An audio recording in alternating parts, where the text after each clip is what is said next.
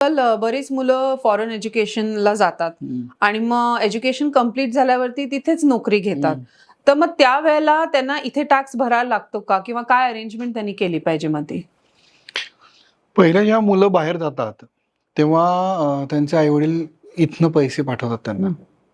So त्याच्यावर TDS होतो.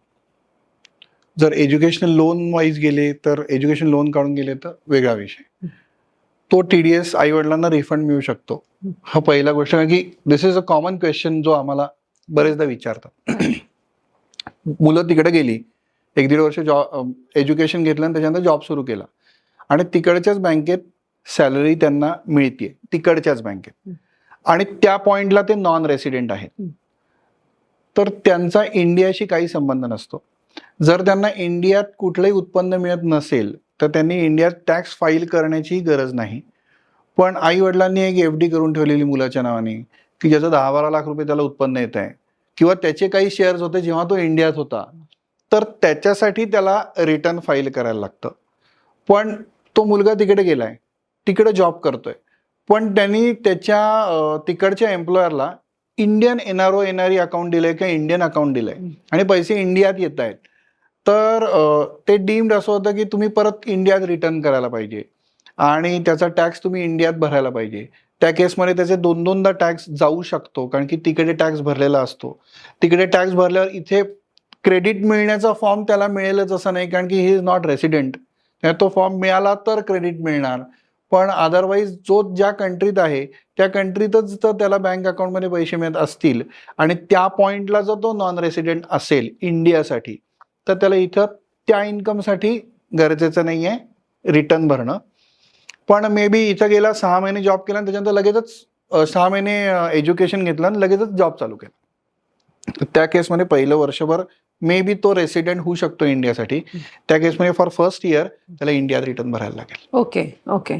आणि जस्ट त्यालाच एक जोडून प्रश्न की बरेचदा ना मुलं मग आई वडिलांना पैसे पाठवतात, हो, तर त्याचा कसा हिशोब बसतो मग?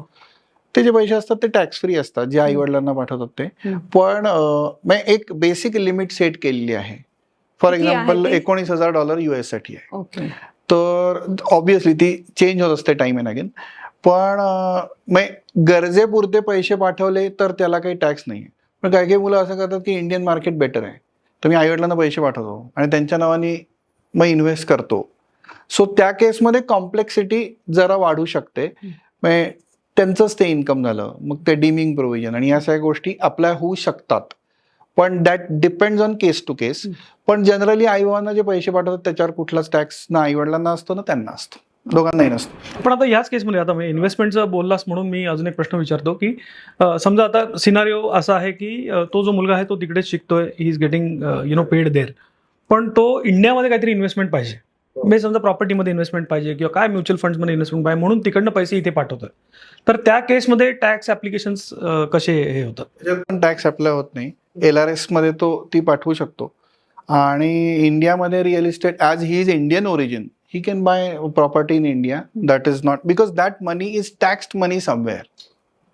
So इंडियामध्ये त्याच्यावर परत टॅक्स कुठल्या याच्यात लागू शकत नाही.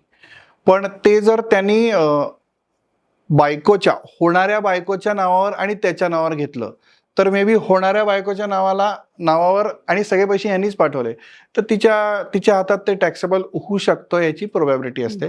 पण अदरवाईज त्याला इंडियन इन्व्हेस्टमेंट करायला तसं काय एका लिमिटेड अमाऊंट पर्यंत काही प्रॉब्लेम नसतो.